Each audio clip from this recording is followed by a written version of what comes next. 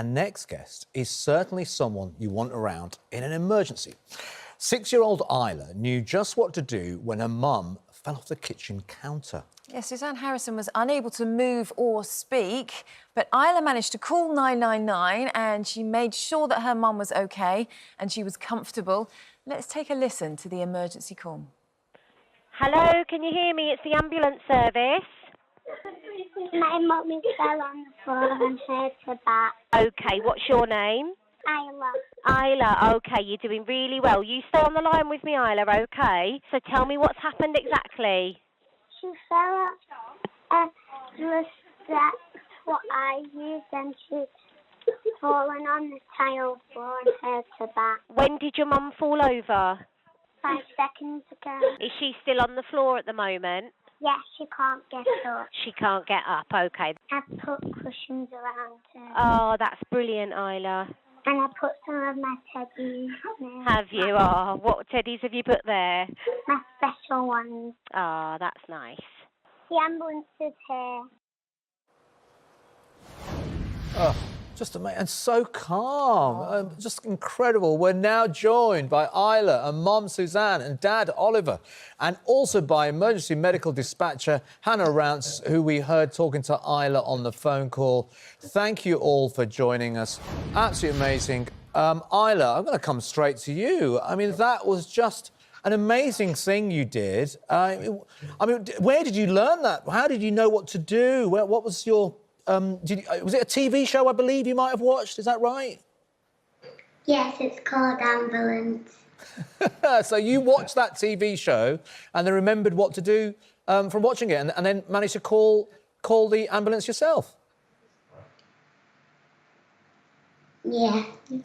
And Mum, I mean, Suzann, you know, what's your memories of that moment? I mean, you must have been in incredible pain and not knowing what to do, and probably wasn't expecting that Isla would be able to do what she did. Yeah, exactly. I don't remember an awful lot. It was a bit of a haze, really.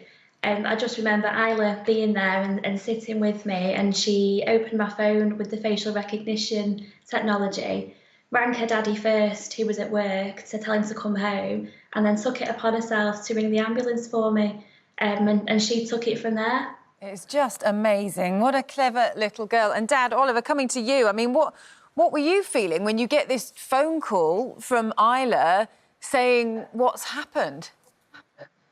Well, I mean, I really couldn't believe what was happening. You know, I had to like double check it. You sure Mummy's okay? Can you put her on the phone? But I could just hear Susan, a lot of pain in the background. And then it was realising, no, this is serious. I need to quickly get out of work and quickly get home. But I would have never believed that, like, because I rang Isla once I'd left the airport where I work, and I heard the ambulance service in the background of that call, and I was just really shocked. I was like, oh, OK, Isla, I'll leave you with the ambulance service then. Mm. She was able to step in and sort everything out. Hannah, coming to you, because you were the one at the other end then who received this call. And what were you thinking when you realised it was a little girl who'd picked up the phone, who'd rung, who was reporting the fact that her mummy wasn't very well?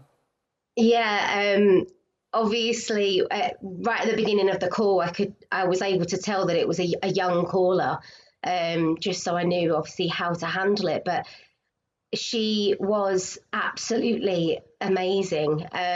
She knew exactly what to say. She answered all the questions so well, so I knew exactly what was happening, which meant I was able to get Suzann the right help. Just in awe. She was incredible. Mm.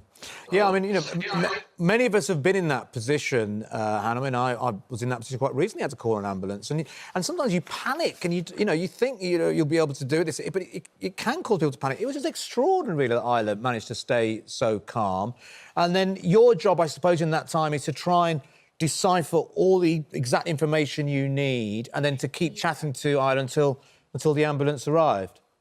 Yeah, absolutely. I mean, we do say with sort of younger callers, sometimes you do find that actually, because it is very much just answering questions and taking instruction, just so calm. But Isla was just in another world. It was out of this world how she handled it. And I just knew that I had to keep her talking and until the ambulance got there, just to make sure that she didn't panic. But she was doing it all by herself, and it was amazing to listen to, really. Yeah. It was amazing. Isla, coming back to you, because I know that the paramedics were so impressed by your quick thinking, by everything that they did, that they gave you a Bravery Award. How did that feel? How did that feel? You've got it there. I felt really excited about it. I bet you did. A massive well done to you. And also, I can't help but notice the outfit that you have on today. You have dressed for the occasion. So tell us about what you're wearing. And I think you changed into this as well, didn't you, on the day that it happened? Yeah. What did you do when the ambulance arrived? What did you do? I ran upstairs to get one of my nurse kits on, and it was this one, because I've got two of them. That's fantastic. Well done, you. And were you able to help out then when they arrived because you were wearing your nurse's outfit? Yeah. When you grow up, Isla, would you like to be a nurse then and work maybe in a hospital, or work maybe, or what would you like to do? Work in a hospital, maybe even be one of the ambulance crew? Would you like to work in an ambulance? Would you like to work on an ambulance? I want to be a nurse. Oh, OK, Good lovely. for you, That's Isla. great to hear. Now, Susan, by the way, I think I called you Suzann earlier. I'm taking it from Oliver. It's actually Susan. Susan, tell us about your recovery. You're looking like you've fully recovered, have you? Yeah, I'm still in the sling to immobilise my shoulder for a while. It's just got a slight break.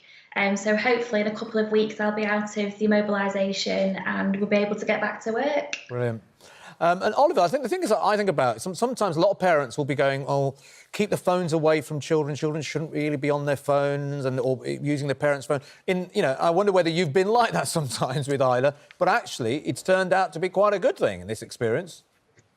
Do you know what, Adol? This is really funny, this. Isla had found an old phone of mine and somehow managed to reactivate it. So we didn't put a SIM card in it, but we just put mum, dad and two grandparents' numbers on FaceTime. So those are the only people she can call on FaceTime. Right. And prior to this, she's just been calling us for fun and like doing funny faces. And when she rang me at work, that's what I thought she was doing. So I'm ashamed to say I actually cancelled a call a few times. And then when it came up as Suzann, that's when I realised, oh no, something's wrong. And I FaceTimed Isla back. And she was speaking to me, as I said before, at the same time she was speaking to the ambulance. So yeah. Just as well, Lovely. You've done all that practice in that case. Well, listen, thank you all so much. It's great to see you. Thanks for joining us to tell you your story. Isla, huge congratulations to you for being such a very brave girl, for staying cool, calm and collected in the face of a crisis. Suzanne, it's good to see that you're on the road to recovery. Oliver as well, thanks very much. And Hannah Rounce as well, who was there answering the 999 call. Thank you for all that you do, because obviously it was your reassuring voice that was able to talk through the situation and to make sure that they got the help that they needed. So thanks all for joining us this morning.